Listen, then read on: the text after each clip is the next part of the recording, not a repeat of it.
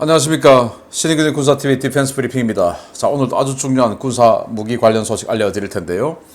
루마니아 국방부 장관을 비롯한 국방부 대표단이 우리 DX 코리아에 방문해서 우리 한국의 K2 전차 그리고 K9 자주포 등을 패키지로 구매할 거다라는 보도 보신 분들 계실 텐데요. 어떤 내용인지 제가 자세히 설명해 드리는 시간을 좀 가지도록 하겠습니다.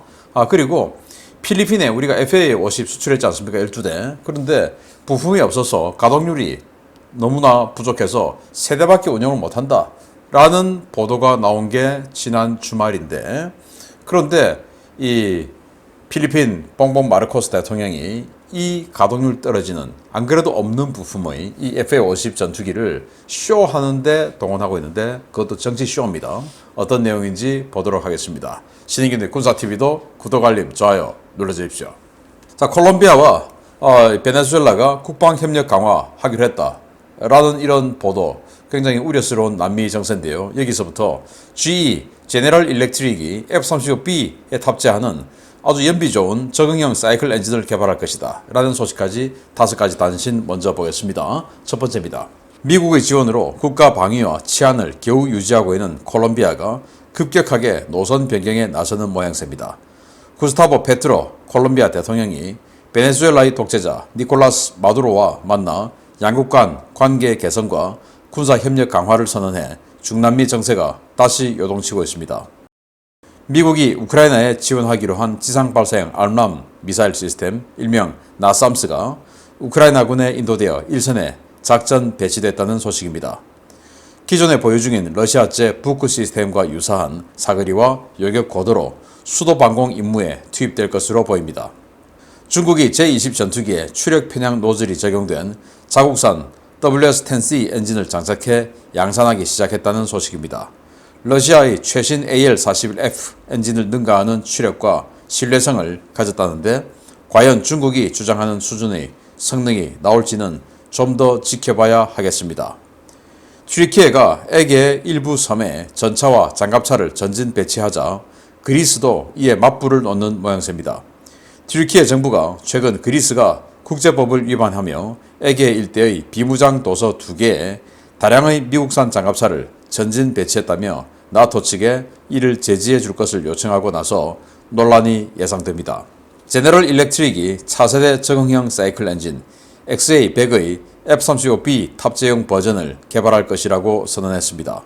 기존 F-35A나 F-35C와는 엔진 구조가 다른 F-35B는 블록 4 개조가 이루어지더라도 그 능력을 제대로 발휘하지 못할 것이라는 관측이 많았는데, F-35B에 새로운 변수가 등장할 전망입니다. 자, 이 사람입니다. 새로 콜롬비아 대통령이 된 사람인데 좌파예요. 콜롬비아는 그동안 친미국가였습니다. 그래서 미국의 지원을 받아서 치안도 유지하고 마약 세력도 소탕하고 그렇게 해왔었는데, 안보 완전히 미국에 의존하고 이렇게 해왔었는데 아주 극좌파 대통령이 당선이 되어버렸어요.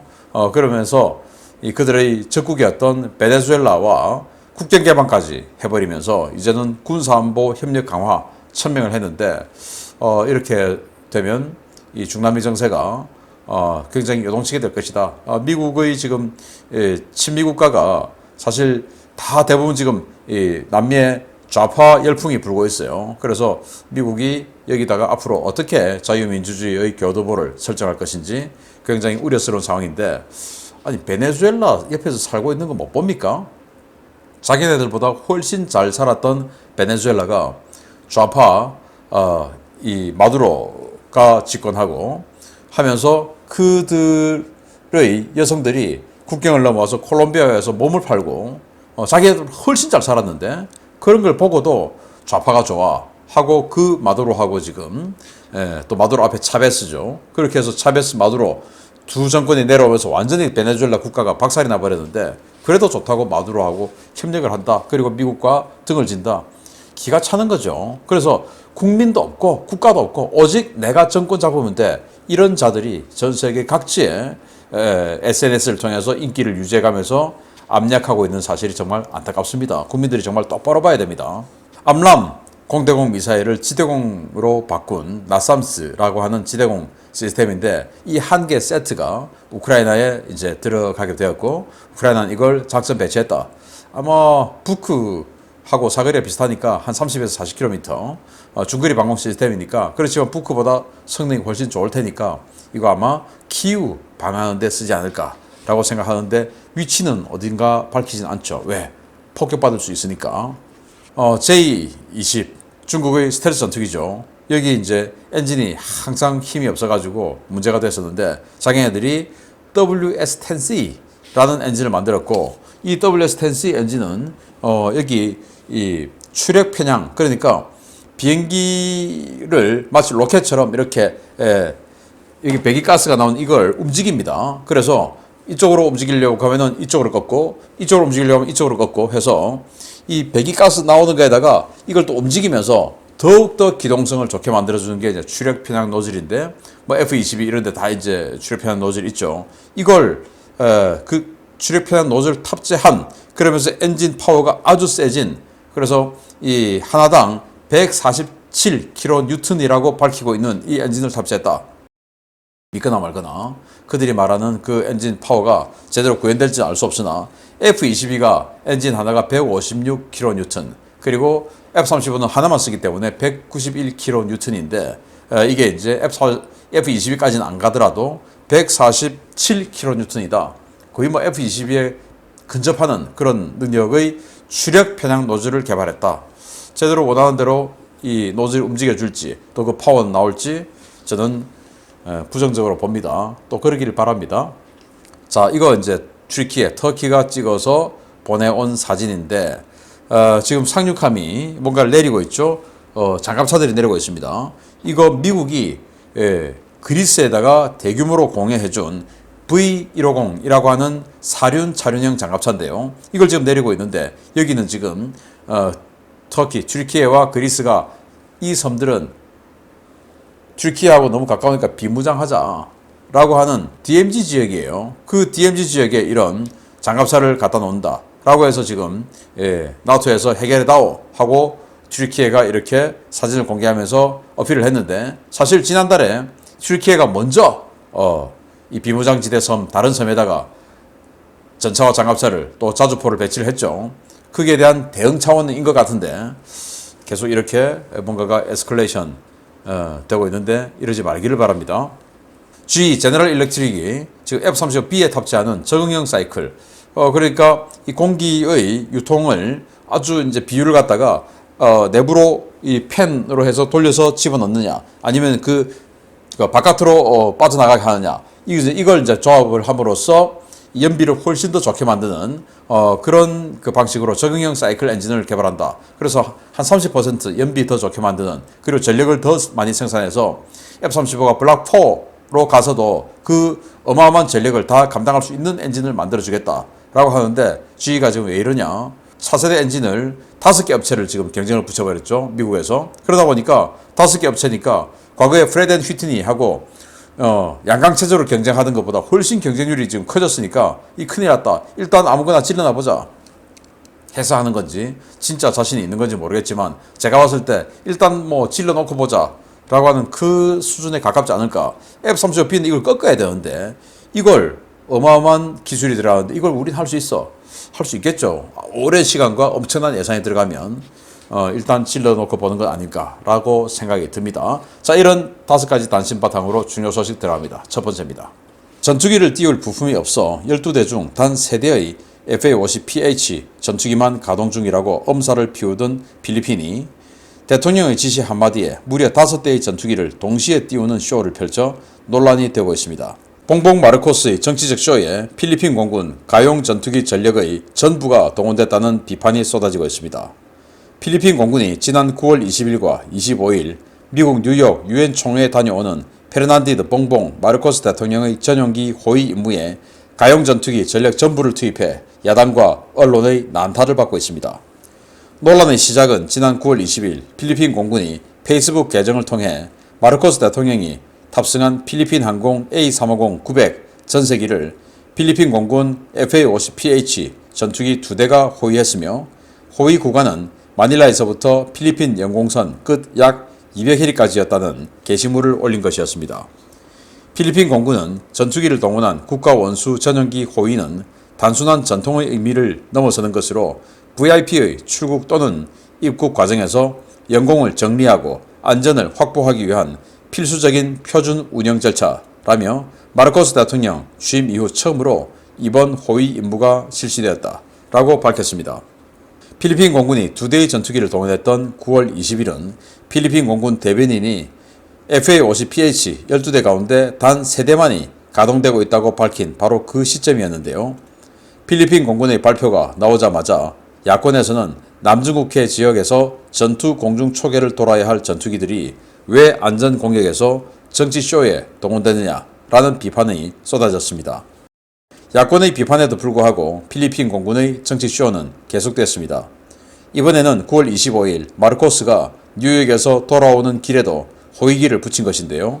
필리핀 공군은 VIP 호위 임무라면서도 전투기에 그 어떤 무장도 장착하지 않은 채 현재 띄울 수 있는 전투기 전부인 5대를 모두 띄워 대통령 전세기 호위에 동원했습니다. 필리핀 공군은 야권의 반발과 언론의 비판에도 불구하고 비무장 FA-50 전투기가 대통령 전세기 주변에서 비행하는 영상을 촬영해 대대적으로 선전하고 있는데요. 불과 며칠 전까지 전투기 띄울 부품이 없어 전체 전투기 전력의 75%가 지상에 발이 묶여 있다던 필리핀. 영공 방위할 전투기 부품은 없어도 정치쇼에 동원할 전투기 부품은 어떻게 잘 조달했나 봅니다. 참 기가 찹니다. 이걸 동영상을 배포를 했는데 여기 보면 아주 장엄한 음악 또는 아주 강력한 락 음악 이런 걸 배경으로 이제 뭔가 심장을 둥둥 두드리는 이런 BGM을 깔고 쫙 이 동영상을 보여주는 거예요. 자, 여기 보시다시피 여기 촬영된 게 지금 4대 그리고 촬영하는 비행기가 또 있었겠죠. 그래서 5대가 동원이 되었는데 보시다시피 무장은 비무장이에요.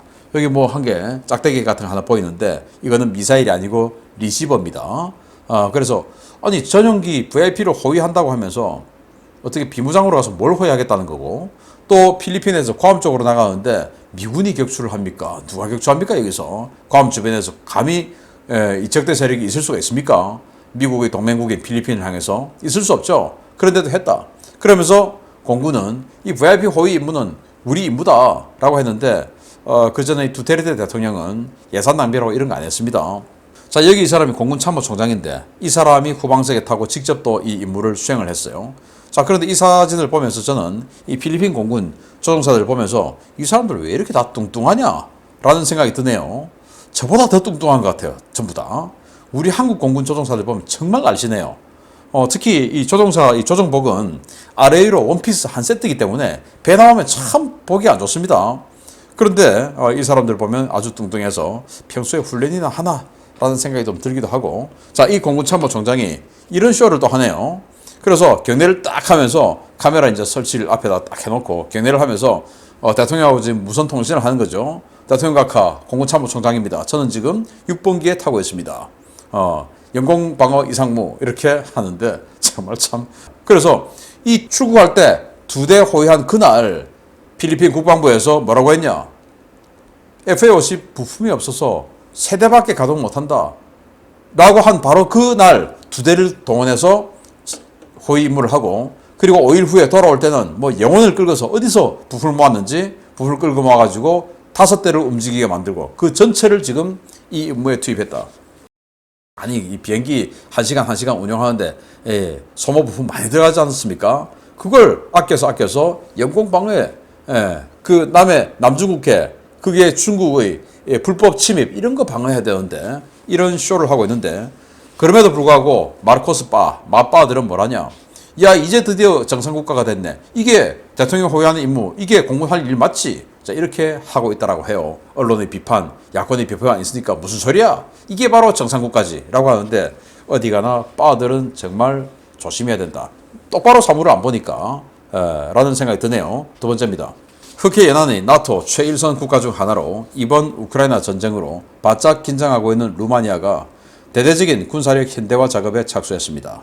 전차와 장갑차, 포병 전력을 우선적으로 현대화한다는 방침인데 한국산 무기체계들이 유력하게 거론되고 있어 주목됩니다.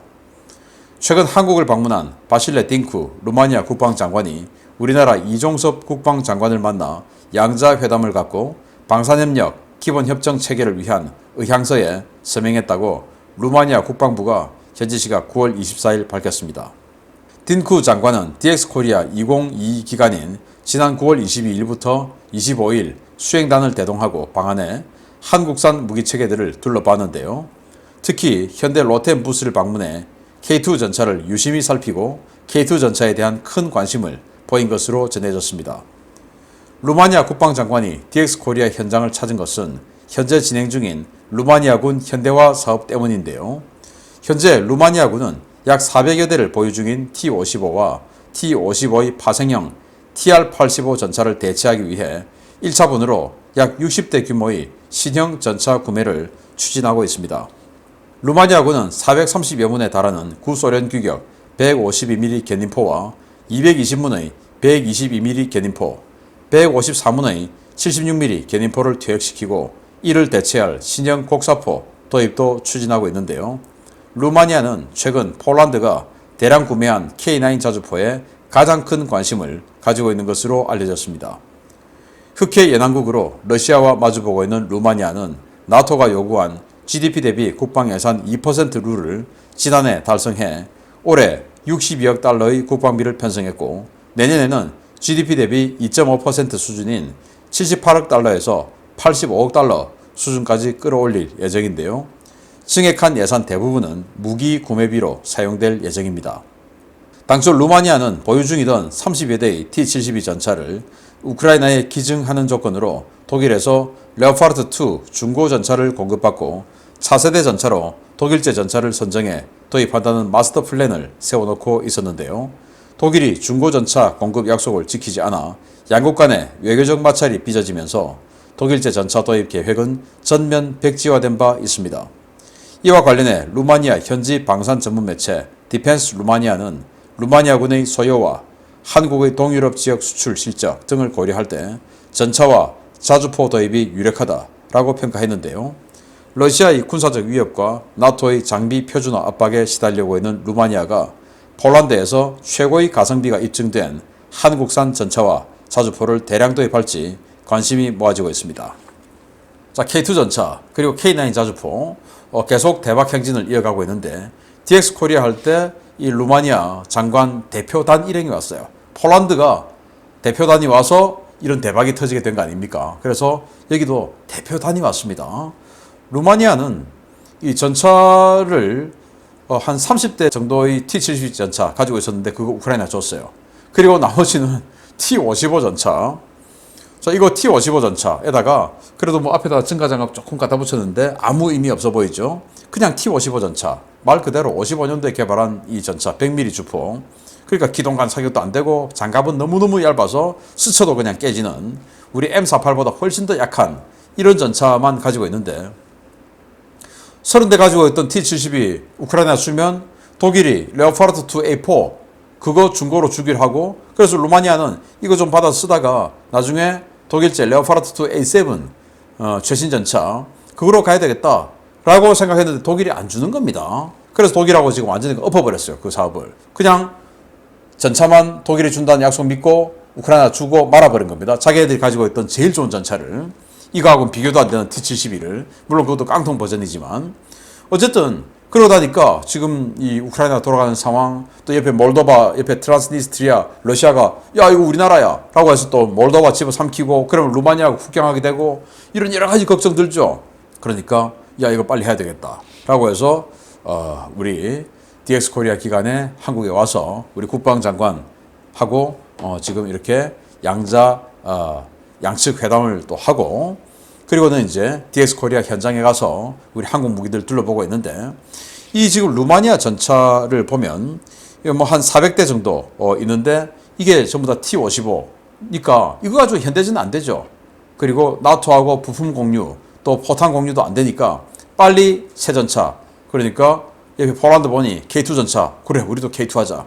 또 이 야포가 뭐 155mm 견인포 220문 뭐 이런 식으로 있는데 전부 견인포예요. 자주포는 한 대도 없어요. 그래서 지금 보시다시피 K9 자주포, K10 탄약 공급 장갑차 유심히 보고 설명 듣고 있는데 앞으로 K9, K10 패키지 그리고 K2 흑표 전차 이렇게가 아주 패키지로 공급되지 않을까. 그리고 루마니아가 능력은 되냐? 인구가 한 1900만 명 정도 됩니다. 꽤 되죠. 그리고 1인당 국민소득이 14,800달러 정도 되니까 뭐 그래도 이 정도 구매할 능력은 된다라는 생각이 드네요. 그래서 지금 여기도 그렇고 또 슬로바키아 같은 경우도 레오파르트 2 A7 구매하기로 결정했지만 여기도 도대체 구매하고 나서 언제 줄지 모르니 계약 파기될 수 있어요. 여기도 잘 지켜보고. 슬로베니아는 독일제 복서 장갑차 도입하기로 결정했다가 너무 늦게 주니까 계약 파기했어요. 여기 지금 우리 K21, AS21 들이밀어서 따낼 필요도 있지요. 그래서 이 동구권 지역에 완전히 우리 한국 전차, 장갑차, 자주포, 다른장 로켓 대박 행진이 벌어질 것 같습니다. 루마니아도 지금 될 것 같습니다. 마치겠습니다. 감사합니다.